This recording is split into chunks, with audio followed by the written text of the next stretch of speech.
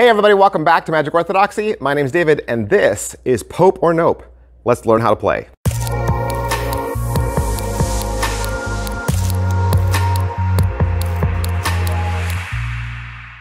Hey everybody, welcome back to the channel. Thanks for being here. It is game week once again, game week. So excited because this is a week I take in the year to teach you how to play 5 different board games, and we look at them all week long. I love playing cards, right? You know, if you watch this channel, I collect playing cards. That means I like card games. I like playing games with cards. And of course, that leads to role-playing games. I love playing Pokemon. I love playing Magic the Gathering. I play Outer Rim. I play Star Wars RPGs. And so it's only natural that I kind of gravitate towards some fun games. The more strange, the more out there, the more esoteric, probably the better. I found Pope or Nope out on Kickstarter. And so there's not a lot of tutorials out there to teach you how to play. It's a fast-paced, card-slapping game. You just play the cards that are in your hand. That's it. At the end of the round, you discard all the cards that you have left, and you start fresh after each round. Let's get into it. Let's learn how to play Pope or Nope. All right, today we are going to learn to play Pope or Nope from Vector Arcade, and this was a game that was put out on Kickstarter. It's got a really beautiful box with lots of bright colors. Down there at the bottom, you can see that it's for 2 to 6 players, ages 14 and up, and each game would last about 20 to 30 minutes. It says Pope or Nope, do evil, that good may come. And the object of this game is to become Pope by the end of the game. It is a fast-paced, card-slapping style game where you're going to use all the cards in your hand and try to gain a point, and then you'll discard your cards at the end of each round and draw a new hand. And really excited to teach you this. Let's break it open. All right, so looking inside the box, you have your instructions. Hold on to that. I'm going to give you the basic core instructions, get you going, but of course you always want to refer back to your rules. And this is your draw pile. And here's a little bag that has your game tokens and your turn indicator. All right, so this is everything you need to play Pope or Nope. This is your draw pile, and want to make sure that you shuffle this really well. You want to get a nice mix of cards. This is your initiative token. This is going to be on the first player, and you'll advance it around clockwise as you move the first player position. And these are just little tokens that indicate a point. You can only earn 1 point at the end of each round. All right, so once again, you can see my draw pile. Got a nice array of colors. You want to make sure the deck is good and shuffled. At the beginning of the game, you're going to deal 5 cards to every player. Now, if you're only playing with 2 players, then deal 7 cards. So here we have a typical game with 3 players, and I have the initiative token, so I'm going to go first. You have your draw pile off to the side, and right now nobody has any points. First thing you're going to do is you're going to look at your hand, and you're going to decide which card to play. All right, so these are the deed cards, and they are indicated 1 through 4. They are Roman numerals, and you can think of these as positives, right? And so these are the cards that you would look at in your hand to lay down on your first turn. These cards are sabotage cards, and you can see that there's an X going through the Roman numeral. You would lay these on your opponent's card on your turn. So on your turn, you're going to decide which deed card you want to play strategically. And when you figure out which card you want to play, you're going to lay it down in the center of the table face down. When all 3 players have their cards face down, you flip them over at the same time. And now, beginning with the person who has initiative, you will play cards from your hand and begin to sabotage the other players while keeping yourself alive. So, in other words, if I have one of these sabotage cards, I can place it on that one, thus canceling it and reducing his score to 0. Right now, he has no point. My turn is over, and then it would be his turn to go. He can either sabotage him, or sabotage me, or he can heal himself. How could you heal yourself? Well, there's a couple other cards that you could have in your hand. This first one is called Opportunity. This one is called Draw 2. This one is called Reduce. And this one is called Cancel. So let's say that this player, when his turn came back around again, he wanted to remove that sabotage. he could play this cancel card. All he'd have to do is lay it down on top, grab that card, and discard both together. Is there another way he could save himself? Yes, there is.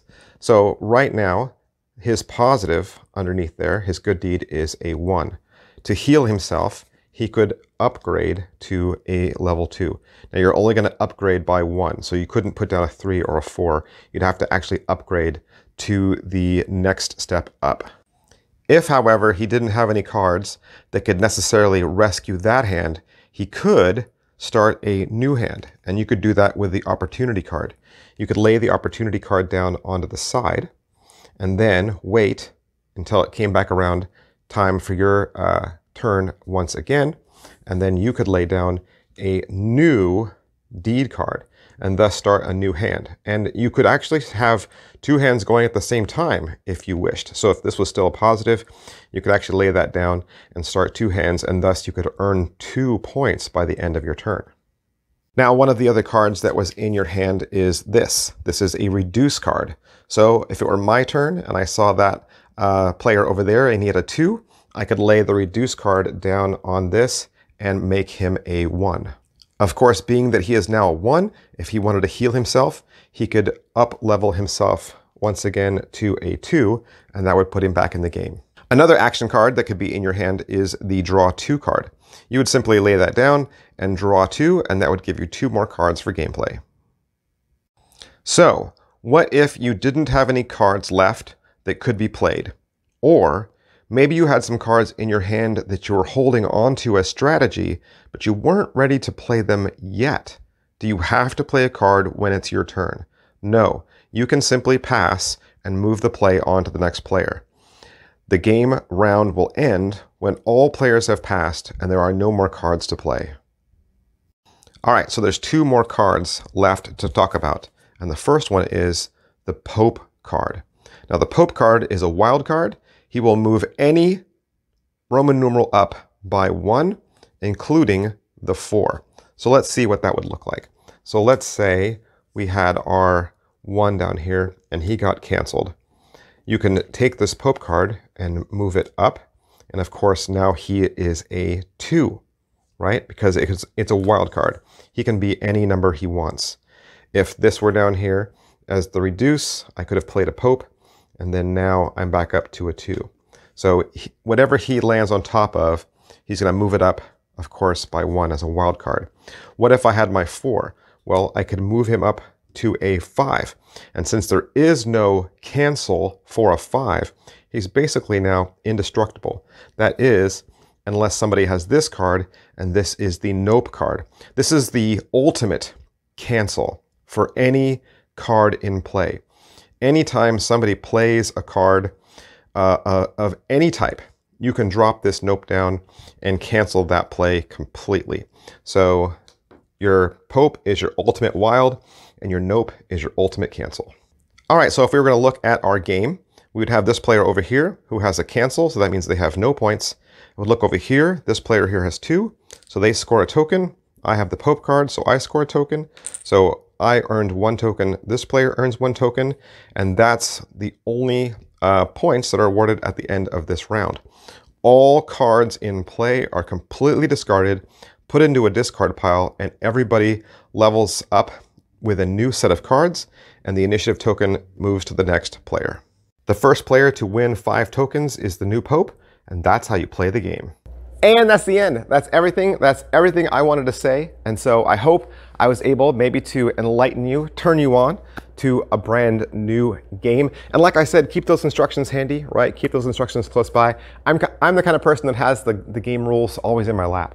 Always, no matter what. Even if it's a game I know how to play well, just because I'm always looking for loopholes.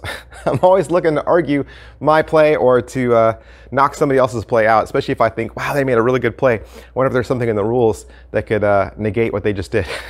So I do my best to try to find ways to win, legal ways to win. But it rarely works because my wife is such a better strategist than me. She wins most of our games. So if you own Pope or Nope, let us know down below. If you like it, don't like it, as long as you're polite, courteous.